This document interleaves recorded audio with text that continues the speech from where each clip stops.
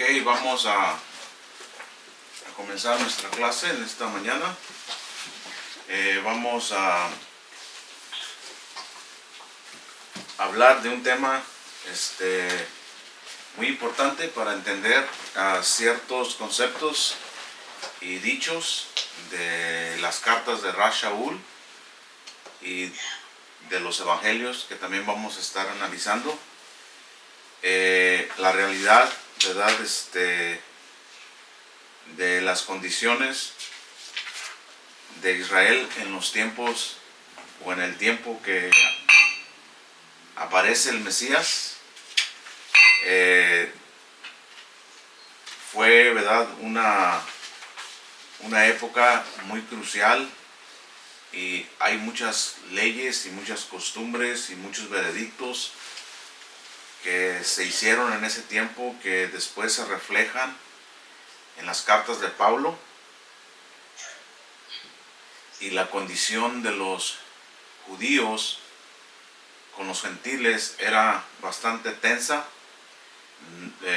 y cuando finalmente, ¿verdad?, se les muestra o se les revela a los shaleahim, a los apóstoles, que ahora los gentiles tienen acceso a la salvación sin los métodos usados por las dos grandes escuelas que existían, la de Shammai y por otro lado la de Hillel.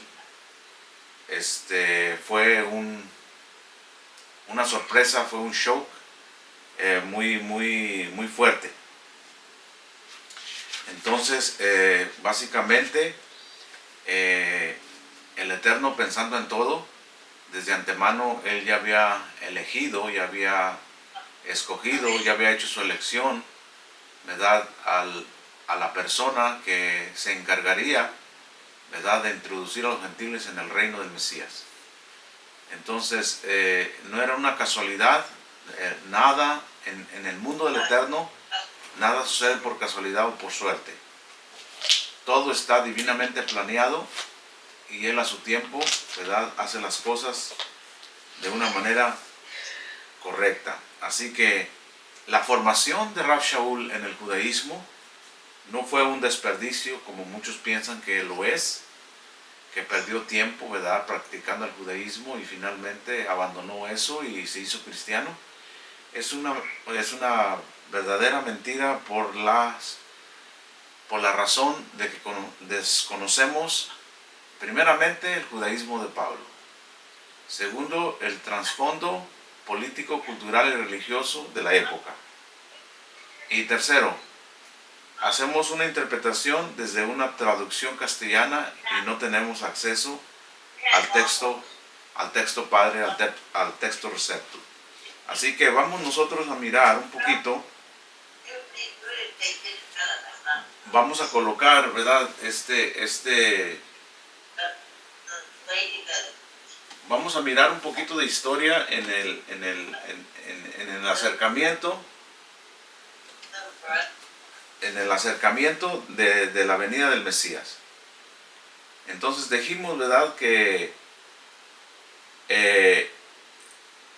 cuando se habla de iglesia y de Israel, siempre hay una oposición en que la iglesia elige, ¿verdad?, la gracia, elige el Nuevo Testamento, elige el Nuevo Pacto, y hace una ruptura, ¿verdad?, se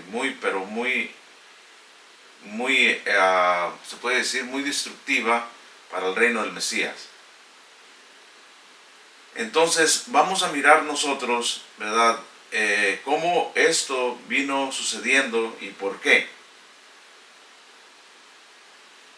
Cuando la bendición viene de conocer las raíces hebreas, porque es una bendición conocer las raíces hebreas, y de conocer la herencia, y comienzan los gentiles a participar de ella, cuando comienzan las personas a mirar, ¿verdad?, que la influencia judía o la influencia hebrea comienza a tomar posesión sobre las personas, hay un odio, hay un antisemitismo, hay un espíritu antijudío que se apodera del cristiano. cuando la mentalidad greco-romana se introdujo por decreto oficial por Constantino en Nicea en el año 325, ¿verdad? Los creyentes ahora automáticamente se asustan por el mito del peligro de la tendencia judaizante de la iglesia cristiana. Entonces, hay un grande error de información que cuando un creyente conoce su bendición, conoce su herencia de sus hermanos judíos, porque nadie va a negar que al principio los hebreos o los judíos que creyeron en el Mesías aceptaron a los primeros gentiles y los gentiles eran aceptados en sus sinagogas y ahora los gentiles eran hermanos de los judíos. Eran los judíos que educaban a los gentiles cómo vivir una vida santa. No es todo lo contrario. Ahora cuando un cristiano se quiere acercar a su hermano judío, es visto como judaizante, es visto como peligro y destrucción y maldición. Es tanta nuestra ignorancia que nos atrevemos a decir que casi todos los latinos escribimos al derecho y los judíos al revés, cuando es todo lo contrario. La Torá, ¿verdad?, que está escrita en hebreo, se escribe de derecha a izquierda, todo lo contrario a nuestros libros. Nuestros libros se escriben de izquierda a derecha. Entonces, no son los judíos los que están al revés. Es la ignorancia de los gentiles de no comprender la cultura hebrea.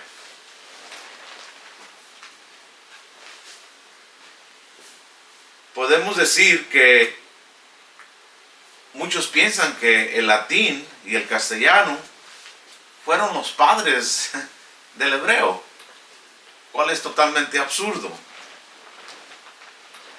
Olvidando que cuando Moisés escribía los oráculos divinos, ni Homero, ni Cicerón, ni Julio César, ni Jerónimo, ni Cervantes soñaban con venir a la existencia.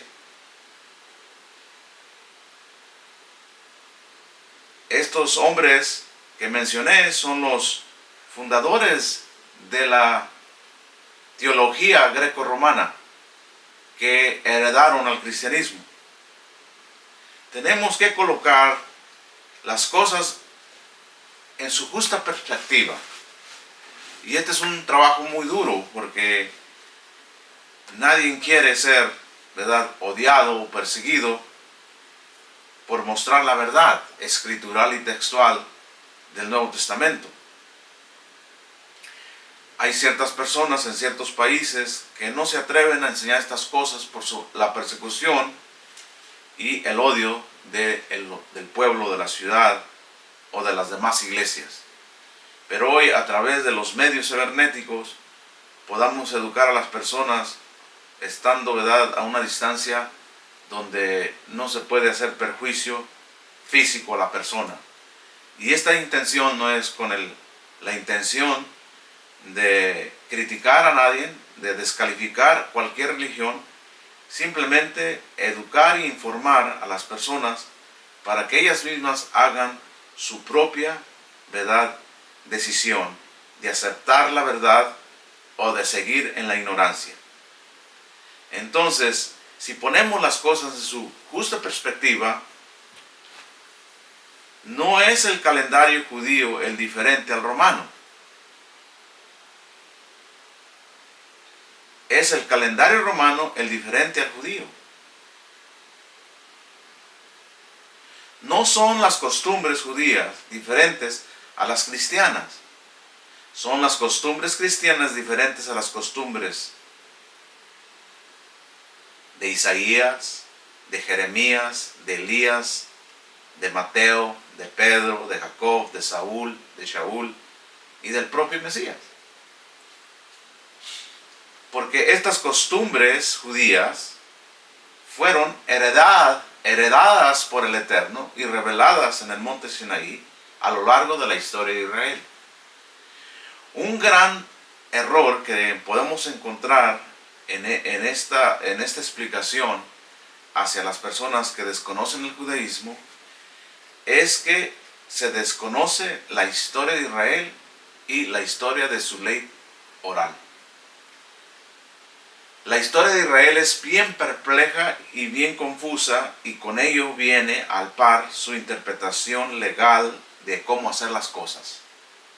Tú no puedes separar a Israel de la historia y no puedes separar esa historia de la existencia de una ley oral que ha venido acompañándolos y protegiéndolos a través de los siglos. Y en cada generación es diferente, pero sigue siendo la misma esencia. Y este es el estudio que nosotros intentamos mostrar, el estilo de vida en el primer siglo, cuando nació el Mesías y cuando anduvieron predicando los apóstoles.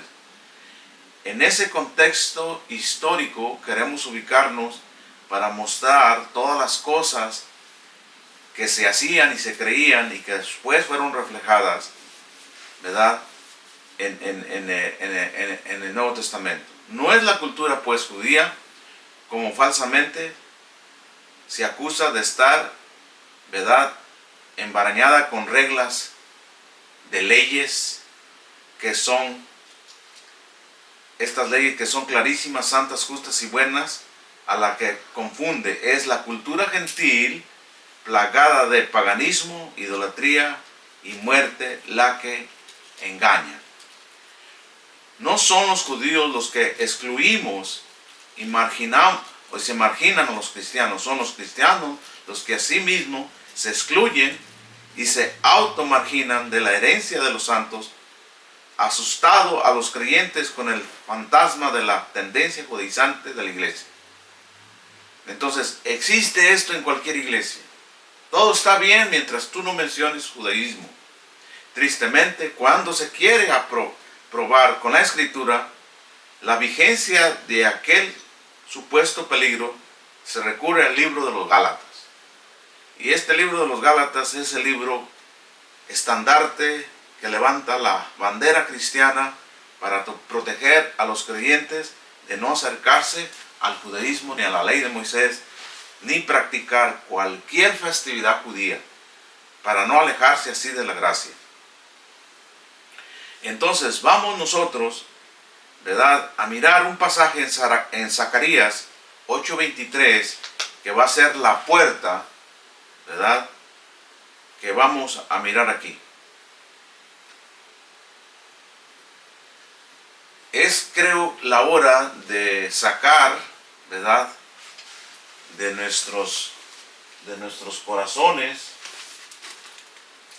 de nuestras mentes, el espíritu griego, ¿verdad?, que se ha apoderado de los conversos sinceros entre las naciones. Si usted es cristiano, usted no negará la autoridad que tiene la Biblia y los profetas. Porque los profetas dijeron cosas que aún todavía no se cumplen. Y que usted puede ser uno de aquellos donde se cumpla la palabra de ellos, para bien o para mal. Entonces yo quiero que se cumplan las profecías dichas por Zacarías a mi favor, no en contra. Porque toda profecía favorece a los justos, pero destruye a los malvados. Entonces, Zacarías 8:23, hay una profecía que es inevitable. Entonces, con esto no quiero decir, ¿verdad?, que hay que disfrazarnos de judíos y hay que llenarnos de elementos judíos para estar en sontanía con ellos. No. No, no, no, los elementos judíos y las prácticas judías son de ellos. Lo que nos resta a nosotros hacer y practicar es lo que está permitido para un gentil hacer dentro de estas leyes. No disfrazarnos de judíos, no de tratar de ser algo que no somos, porque esa no es la voluntad del Eterno. Los gentiles siempre tuvieron un lugar en las sinagogas con los apóstoles y aquellos judíos y fariseos que creyeron en él. Entonces, en Zacarías dijimos, capítulo 8, verso 23, así ha dicho el Eterno de los ejércitos. Entonces, esta promesa, esta voz, no es una interpretación oral del profeta Zacarías. El profeta Zacarías es el vocero de aquel que dio el mensaje. La primera persona es el Eterno. La segunda persona es el profeta. Y la tercera persona vienen siendo los gentiles, en este caso. Así que hay tres grupos de personas que tenemos que detectar. Y esta es una de las cosas importantes, que al leer las escrituras tenemos que detectar la primera, la segunda y la tercera persona, y hasta la cuarta persona a veces. Y a veces cuando el propio profeta o el propio escritor está diciendo sus propias palabras y no las palabras del Eterno. Hay un texto en el Nuevo Testamento que cuando lo analicé me quedé perplejo, que es muy famoso y está casi en todos los stickers cristianos, en las defensas de los carros, en los vidrios de los carros, y es la que de tal manera amó Dios al mundo. Esas palabras las dijo el Mesías, las dijo Dios, o fue una expresión del escritor del Evangelio. Se los dejo de tarea. ¿Ok? Porque hay palabras que dijeron los profetas que las pensamos que como que si son las que Dios dijo, pero a veces no es así. Un ejemplo es una oración muy bonita que practica el judaísmo por la mañana y por la noche, que se llama Shema Israel. El Shema Israel es un versículo de Deuteronomio 6:4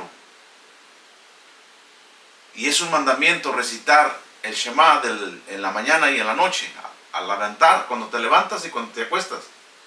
¿Ese mandamiento lo dio Dios o es un mandamiento de Moisés? Ahí viene otra tarea para eso. Entonces hay mandamientos que hicieron los profetas, que hicieron como ley divina, pero que Dios nunca demandó hacer esa oración. Pero fue tanto el respeto a esa autoridad, en este caso Moisés, que si Moisés lo dijo, haz de cuenta como si que el Eterno mismo lo hizo. Entonces por eso estudiamos nosotros un gran número de estudios para conocer la Torah oral. Hasta qué punto nosotros debemos de obedecer la Torah oral. Y a qué punto tenemos que desviarnos de ella. El mismo Mesías les dijo a sus propios seguidores: en la cátedra de Moisés se sientan los escribas y los fariseos. O sea, el Sanedrín. Hagan todo lo que les digan, porque es ley lo que ellos dicen. Pero no hagan lo que ellos practican, lo que ellos hacen. Entonces, ¿hasta qué punto podemos nosotros obedecer a una persona? Hasta el punto que no obedezca él mismo la Torah. Cuando una persona no obedece la Torah, nadie está obligado a obedecerlo. Dice, así dice el Eterno de los ejércitos: en aquellos días acontecerá que 10 hombres de las naciones, de toda lengua, tomarán del manto a un judío. Fíjense bien.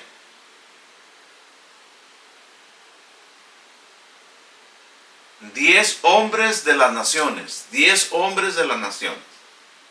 Aquí se puede interpretar como las 10 tribus que están perdidas entre las naciones, o se puede interpretar como gentiles que finalmente reconocen su heredad en el judaísmo. No que sean judíos ni que practiquen el judaísmo, no, en el reino mesiánico con sus hermanos judíos. Entonces, el hecho, fíjense bien que el hecho, aquí hay muchas cosas que hablar de este texto, pero simplemente el mencionar el manto es el talit. ¿Ok? Es el talit de oración que los judíos se ponen por la mañana a hacer tu oración. Y en ese talit hay mucho simbolismo. Por ejemplo, en esta parte de aquí encontramos 5 ñudos, que son los 5 libros del Pentateuco. Entonces hay 4 en cada esquina que representan los mandamientos de esos 5 libros. Y hay en cada uno hay un cuadro aquí, que en aquellos tiempos era a la escuela o a yeshiva que ellos asistían. Entonces, cuando en Revelaciones se mira al jinete que tiene tatuado en su muslo, esa es una versión castellana, cuando la misma Biblia prohíbe los tatuajes. Así que el Mesías no puede estar tatuado en su muslo, sino que cuando se pone el talit y monta el caballo, esta parte de aquí queda en su muslo. Y es lo que Juan miró en su revelación. ¿Y qué decía allí en su muslo? Rey de reyes, Señor de señores. Entonces el propio Mesías le dice a la samaritana que vendrán días que ni en el monte Gerizim ni en la santa ciudad de Jerusalén se adorará al Padre. ¿Ok?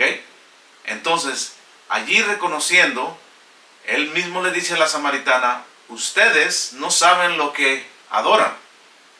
Nosotros, los judíos, sí sabemos lo que adoramos. Porque el ADN del judaísmo es el monoteísmo. La creencia en un solo ser supremo y en el representante de él, que es su Mesías. Todo lo que desvía la adoración y el respeto y el temor al Dios de Israel es idolatría, sea quien sea. Sea al propio Mesías, sea al propio Moisés, sea al propio rabino, al propio profeta. Está prohibido por la Torá servir y adorar a una persona, a un ángel, a un ser divino que no sea Hashem. Entonces, aquí dice el profeta, así dice Hashem de los ejércitos. ¿Por qué el Eterno le da el honor a los judíos de que los adoptados gentiles finalmente reconozcan su herencia y tomen del talit, del manto de un judío, a un judío? ¿Y qué le va a decir ese gentil a ese judío? Así que no es el judío el que está judaizando, tratar de engañar al gentil. No es el judío. Fíjense bien lo que dice. 10 hombres de las naciones de todas las lenguas tomarán de la mano a un judío diciendo, iremos con vosotros, iremos con ustedes, como la samaritana, que estaba enojada con los judíos. Y cuando el Mesías le abrió los ojos, ahora la samaritana podía convivir con sus hermanos judíos, porque sí eran hermanos de carne. Pero el Mesías lo reconcilió. Entonces, ese mismo acto que hizo el Mesías con la samaritana, es el mismo acto que va a hacer el judaísmo con los gentiles.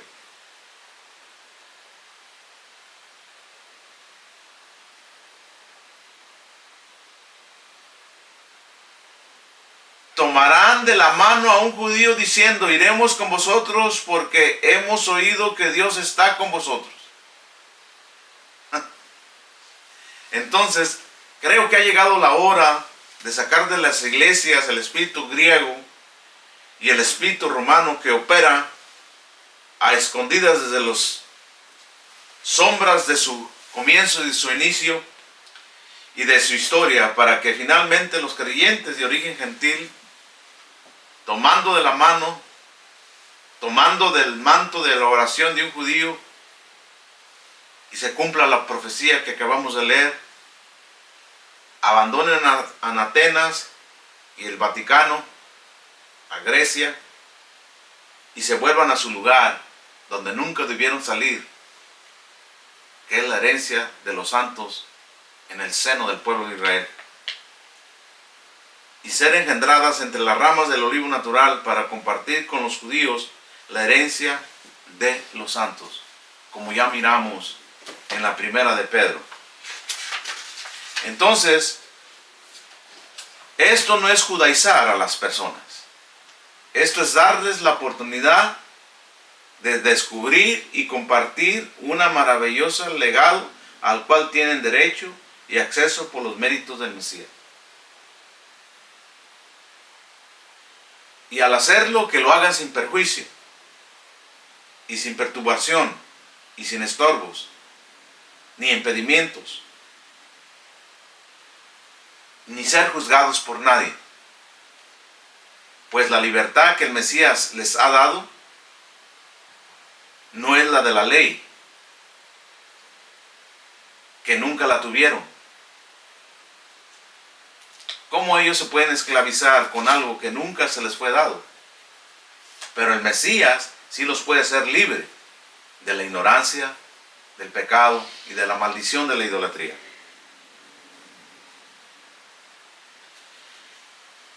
El verdadero peligro que podemos mirar en la iglesia no es el injerto contra la naturaleza.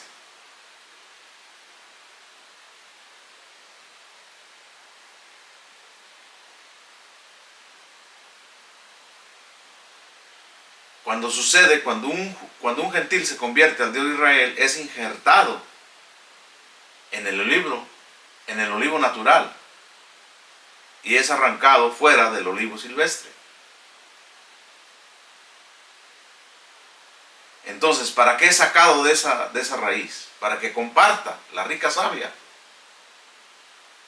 Porque en el momento que tú arrancas la rama de un árbol, se muere por sí sola. Entonces, ¿qué es lo que hizo el Eterno? Arrancó del olivo silvestre, que representa las naciones, que representa, ¿verdad?, las naciones, el paganismo y la cultura que te hizo formar. Cuando te arranca de ese olivo silvestre, y ahora te pone, fíjense bien, te pone dentro del olivo natural y te engendra dentro para que la rica savia, la nutrición del árbol, te dé vida. Entonces, el peligro del cristianismo es que simplemente es una hoja, es una rama que no está colocada del todo al olivo natural, simplemente está en agua y la mantiene viva, pero no puede dar fruto. Por la separación que Constantino hizo con el cristianismo. Apartados de la herencia de Israel, apartados de sus hermanos judíos, formaron una nueva religión llamada cristianismo. Es duro, pero es la realidad. Entonces, el verdadero peligro para la iglesia no es el injerto contra la naturaleza, que resulta cuando son llamados fuera del olivo silvestre para compartir con los judíos la rica savia del olivo natural, sino la fuerza invisible de la mente greco-romana que insiste en dejarlos allá, sin herencia, sin esperanza, negando la vigencia y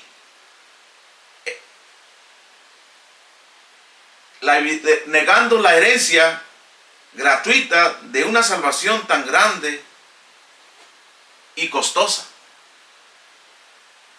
Ese fue el intento de Constantino de alejarlos de esa rica savia, para así poder manipularlos y de poderles presentar lo que deben de creer, lo que deben de celebrar. Es por eso que no hay cultura en el cristianismo. Cada quien trae su propia cultura a las iglesias y hacen sus servicios. ¿Por qué? Porque se han arrancado de esa rica savia. No podemos engañarnos. Estar en olivo natural y entre sus ramas no es ningún peligro. No es ningún peligro. No es ningún peligro. Porque estar en el olivo natural es estar en el seno de Israel. Y donde está Israel está Dios. Y donde está Dios está la vida. Y donde está la vida no nos falta nada. Así que tú eliges seguir peleando con la mentalidad greco-romana en contra del judaísmo, o simplemente rendirte a los pies del Eterno y aceptar tu herencia y tener gratitud en tu corazón y descubrir esta gran herencia que tiene que llegar a todos los creyentes de origen gentil. Entonces, no es, ¿verdad?, el peligro, ¿verdad?, de el olivo natural, sino la fuerza invisible de la mente greco-romana que insiste de dejarlos allá sin herencia, sin esperanza, negando la vigencia de esta grande salvación. No hay que engañarnos. En estar en el olivo natural, entre sus ramas, no es ningún peligro. El peligro es quedarse en el olivo silvestre y aceptar la mentira romana que tal olivo es natural y el apropiado. No. Lamentablemente la iglesia no es el Israel espiritual. No es el olivo natural. Es lo que intenta mostrarte la ideología cristiana. Pero la escritura, otra vez Zacarías, ¿qué dice? 10 hombres de las naciones tomarán de la mano o del manto a un judío y le dirán: llévenos con ustedes, porque sabemos que Dios está con ustedes.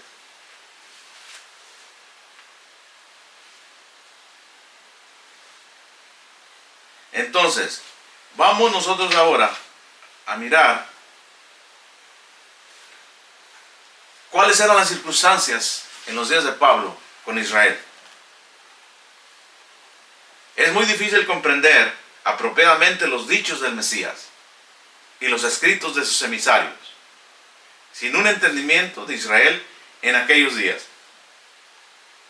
El tiempo entre los escritos de Malaquías y el nacimiento de Yeshua han sido conocidos como periodo intertestamental. O sea, que hay una grande abismo entre uno y otro,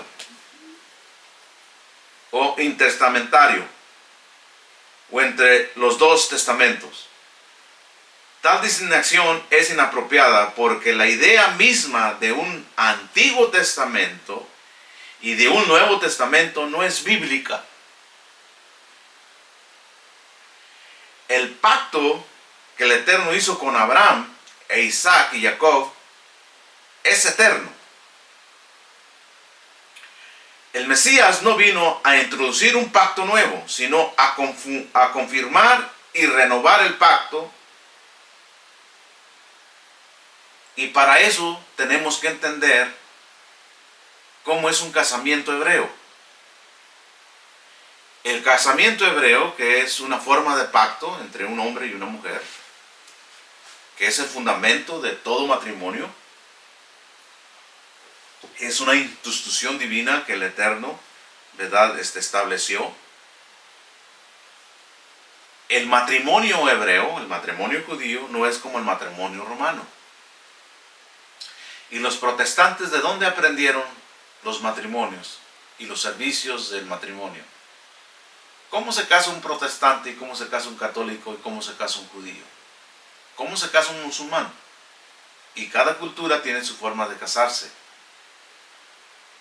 Entonces, ¿cuál es el matrimonio correcto? ¿Les puedo decir una pregunta? La madre de Juan el Bautista se casó a la iglesia católica o se casó en las iglesias protestantes o se casó conforme a la ley de Moisés. Entonces, ¿cómo es dado el matrimonio en la cultura hebrea? Hay dos palabras que tenemos que aprender. Una es erusim y la otra es nesuim. Erusim es depositorio y es denominado como kedushim ketubah. ¿Ok? Entonces, el desposorio es el casamiento de un contrato matrimonial. La persona que está desposada con otra persona, automáticamente ya está casada con él. Solamente falta la segunda fase, que es la consumación del matrimonio. En la cultura hebrea es importante el consumo del matrimonio en contacto físico para probar la pureza de la mujer. Por eso se hace un pacto. Y todos los pactos se hacen con sangre. Este es un misterio que el Eterno solamente puso en el cuerpo de la mujer, para así usarlo después a través de los profetas. Cuando se habla, ¿ok? Fíjense bien, cuando se habla de una iglesia sin mancha y sin arruga, se está refiriendo a Israel como la mujer pura. Pero tú dirás, ¿cómo va a ser Israel pura de tanto pecado? Pues por eso el Eterno va a purificarla. Y simbólicamente esta mujer va a tener unas bodas, las que llaman el cristianismo las bodas del Cordero. Y así como esta mujer tiene que comprobar su pureza, o sea, que no se metió con otro hombre antes de su casamiento. Entonces la iglesia tiene que comprobar su pureza. Y ahorita ¿puede la iglesia católica comprobar su pureza delante de Dios, que es virgen? ¿Puede la iglesia protestante, que está dividida en más de 3,000 ramas, presentarte delante de Dios y decir que es pura? ¿O Israel actual, el judío actual, puede presentarse delante de Dios y decir, soy puro, estoy listo para el casamiento con tu hijo? Claro que no. Por eso aquí es donde Dios resalta como el justo y grandioso, misericordioso y poderoso Ser supremo que hace las cosas posibles, que nuestra impureza la convertirá en pureza, que nuestro pecado lo convertirá en justicia. ¿Cuándo? Cuando aceptemos lo que dice Zacarías. Porque ya cuando miremos nosotros que entre más y más gentiles se interesen por su herencia, es que el esposo ya está listo y la esposa ya está lista. Entonces, Nesuim es Kedushim Jupá. Entonces, donde se consume, ¿verdad?, el matrimonio en Nesuim, en la segunda etapa, que es una fiesta de bodas, bajo una jupá. ¿Okay? Una jupá es la sombra de un talit. Y el talit aparece por todos lados, como en Zacarías y en Apocalipsis, porque ese es un símbolo muy importante en el judaísmo y muy respetado. Entonces, este talit no se debe de mal usar sin saber usarlo, ni para qué es. ¿Ok? Porque es una señal, tiene muchos significados y es muy respetado. El propio Mesías usó su manto. Yo no sé si ustedes miran, ¿verdad? Ya hablando de esto, hay una escritura que había una mujer que tiene una enfermedad de impureza. Ok, claro que tu cultura no te permite la importancia que eso es para una mujer. Pero para una mujer que no dejaba de su menstruación, de su periodo, constantemente estaba impura. Y en la Torá, ¿verdad?, una mujer impura no puede ser tocada por un varón. En otras palabras, esa mujer nunca podía, si estaba casada, nunca podía tocar a su marido, nunca podía tener relaciones con su marido. Y es algo muy interesante. Entonces, si estaba soltera, pues por igual no podía casarse con nadie. Entonces ella sufría bastante. Entonces estaba prohibido que ella, ¿verdad?, estuviera en público, porque estaba impura. Y todo lo que tocaba, que estaba concerniente con el templo, lo impurificaba, lo hacía tamet, o sea, prohibido. Entonces, cuando ella supo del Mesías, ¿qué es lo que hizo esta mujer? Dice que le tocó los flecos, que son estos, mire, los flecos de su vestido, los bordes de su vestido, de su talit. ¿Y qué dijo el Mesías? Que automáticamente salió virtud de él en el momento que esta mujer, esta israelita, esta judía, ¿verdad?, le tocó los flecos y automáticamente se le cortó el flujo. ¿Qué le hizo? ¿Qué hizo el Mesías? Le dice, ve y presenta la ofrenda al templo. Tenía que purificarse por 7 días y los sacerdotes tenían que probar que ella ya estaba pura. Cuando dijo que había tocado. Esto es interesante, señores, muy interesante. Esto es lo que es judaísmo, esto es lo que es Antiguo Testamento, esto es el Nuevo Testamento, porque el Nuevo Testamento fue escrito en esta cultura, con estas leyes, y si tú desconoces esas leyes, si desconoces esas costumbres, para ti no tiene ningún significado eso, simplemente te quedas con que hizo un gran milagro.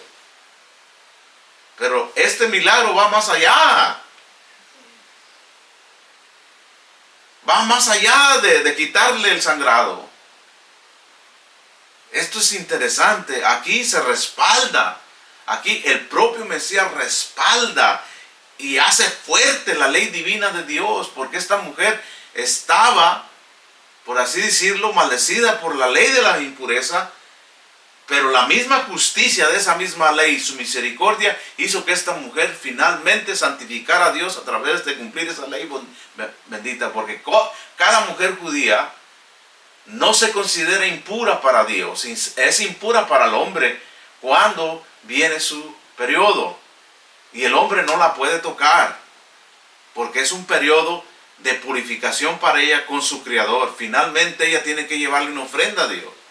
En otras palabras, en la cultura hebrea, para que ustedes miren, en la cultura hebrea, 2 semanas la mujer le pertenece a Dios y 2 semanas le pertenece a su marido. ¿Qué cultura usted conoce que hace eso?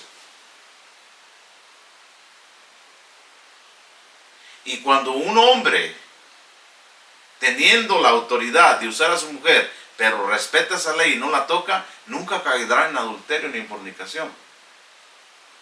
¿Por qué?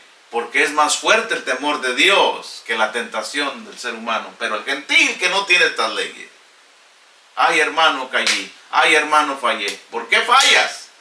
¿Por qué caes? Porque no conoces la ley divina que te da el freno para no pecar. Por eso el mundo está como está, porque le damos la espalda a las leyes divinas de Dios que tienen como objetivo protegernos de la maldición.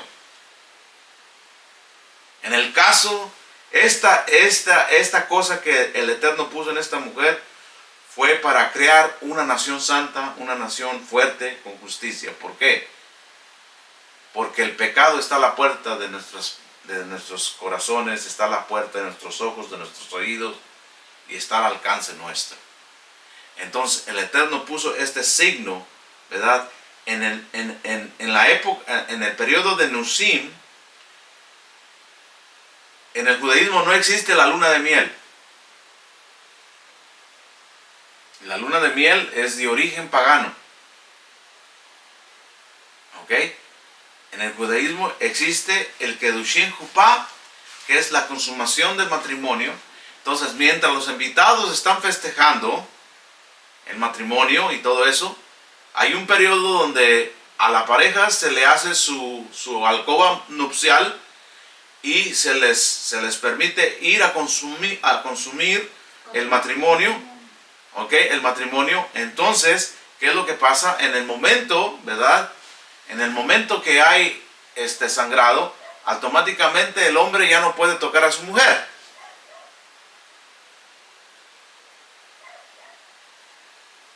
Pero hay algo más importante que el deseo carnal en este caso.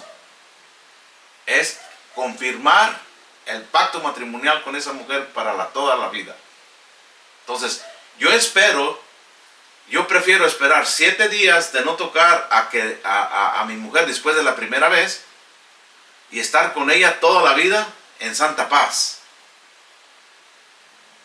Porque el deseo carnal no trae paz a la vida, al matrimonio. Lo que sí trae paz es el pacto, es el acuerdo conyugal de uno y otro, el juramento ante Dios. Eso es lo que trae respeto, eso es lo que trae prosperidad, esto es lo que trae sanos hijos, eso es lo que trae bendición a un matrimonio. Entonces, cuando esto sucede y se hace como Dios manda, todas las cosas salen perfectas. Pero cuando queremos ser más que Dios, cuando queremos ser más inteligentes que Dios, cuando queremos esquivarnos o simplemente no nos interesa esa ley y hacemos las cosas de nuestras maneras, el resultado siempre será nefasto. Siempre será nefasto. Y aún así, cuando hombres y mujeres hacen todas estas cosas con todo respeto y con todo temor, aún así son aprobados con castigos severos por el cielo. Y no es porque Dios sea malo, es que Dios no le da cargas a una persona que no las puede llevar. Pero esto no es para todos, ¿ok? Entonces, en el momento que sale la esposa o la novia de su cargo nupcial, le entrega, ¿verdad?, la sábana a la familia del novio para mirar que realmente era pura. Este mismo acto va a ser la iglesia, en este caso Israel, cuando se case con el Mesías, simbólicamente hablando. ¿Y cuál va a ser la prueba? Va a ser siempre el pacto del matrimonio. Ahorita está desposada, está pedida, pero ha sido infiel. Y esto se refleja también en el libro de Isaías, está lleno de cómo Israel o Jerusalén fue infiel a Dios. Se metió con Baal, se mató con los Baales, se metió con Aserá, con todos los ídolos cananeos, le fue infiel a Dios. Pero Dios la va a redimir y la va a purificar. Dios es el único que puede darle la virginidad a una persona y la pureza de corazón a una persona. Cuando eso suceda, entonces ella consumirá el matrimonio de una forma judía. No va a ser de una forma católica, no va a ser de una forma protestante. Va a ser de una forma bíblica, como se menciona aquí. Entonces, estas fases son importantes. ¿Ok? Estas fases son importantes. El pacto mosaico, o sea, el pacto de Moisés, no fue sino una confirmación del pacto abrámico. ¿Ok? Fue introducido a los efectos de la redención de Israel para establecernos como depositorios de la revelación y responsables de dar a conocer el monoteísmo al mundo. Pero Moisés no abroga a Abraham, sino que lo confirma.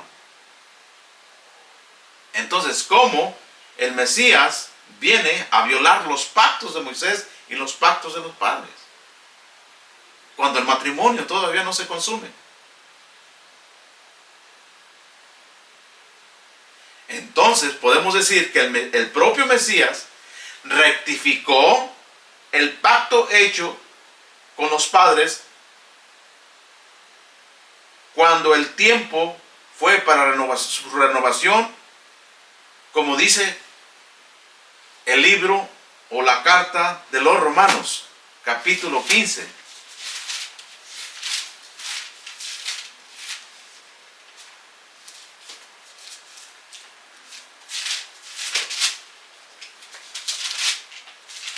Verso 8.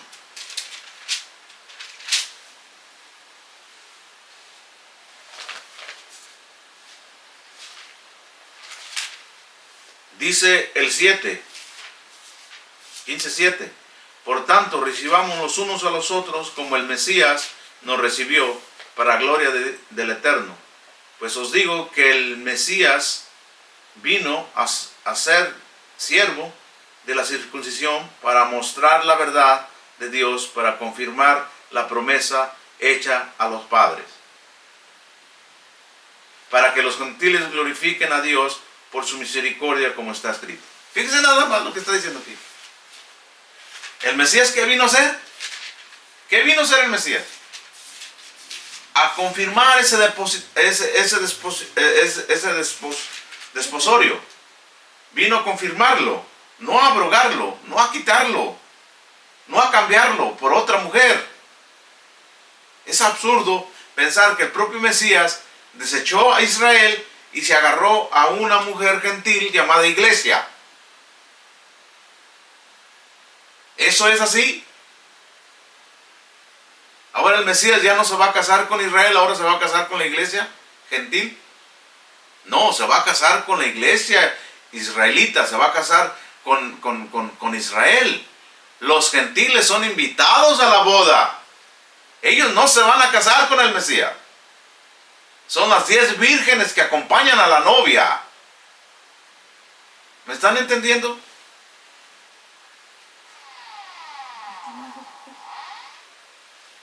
Entonces, las 10 vírgenes representan a las naciones, porque el número 10 representa la totalidad de todo.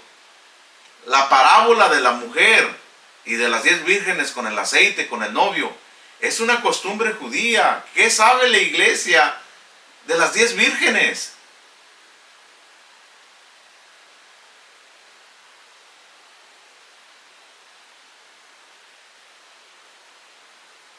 ¿Cómo puede la confirmación del pacto ser visto como sustitución y abrogación del mismo? Es imposible. No, el Mesías no vino a desechar a Israel y a casarse con otra mujer. De otra manera, el Eterno falla su palabra. Abandona a Israel y se busca una cananea. Se busca una greco-romana. Se busca una egipcia. Se busca a una griega. Se busca a una latina. No, esto no es así. Tenemos que despertar la realidad de las cosas y mirar con ojos proféticos la herencia que nos ha tocado juntamente con el pueblo de Israel.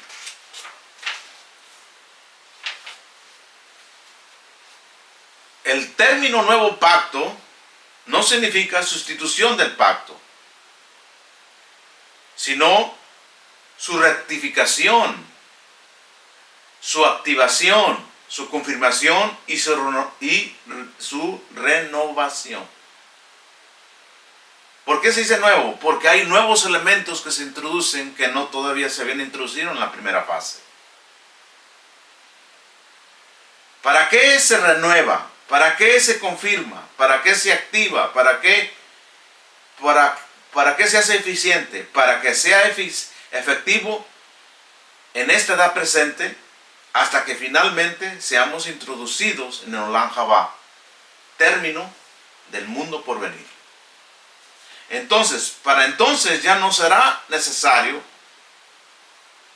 y será entonces reemplazado por las edades eternas. Pero mientras no venga esa edad eterna, mientras no se introduzca el Olam Jabá o la vida eterna, todas las cosas siguen vigentes y activas.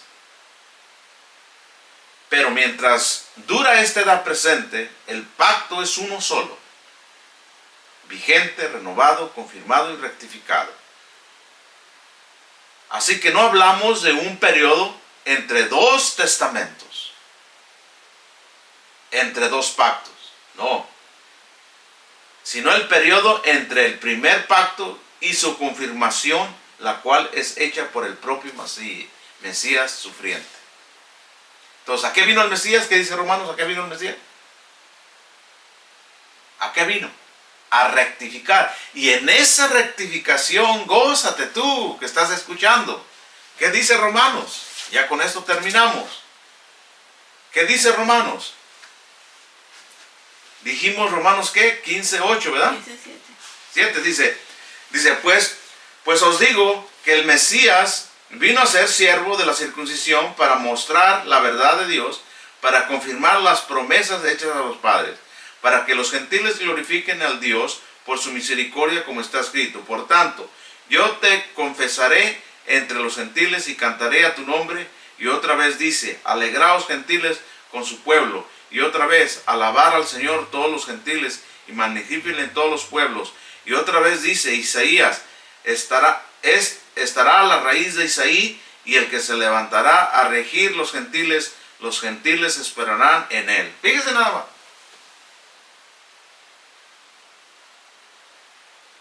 Entonces los gentiles serán los acompañantes de la novia y del novio.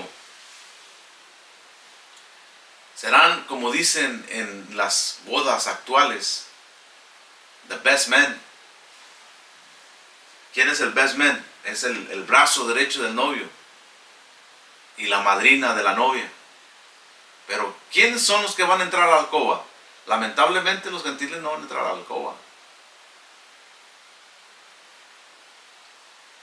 Que no tienen pactos. No sufrieron con la novia lo que sufrió Israel. El sufrimiento de Israel terminará cuando sea consumido el matrimonio.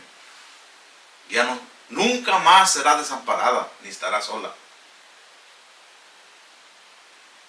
Porque Israel sufre porque su marido no está con él.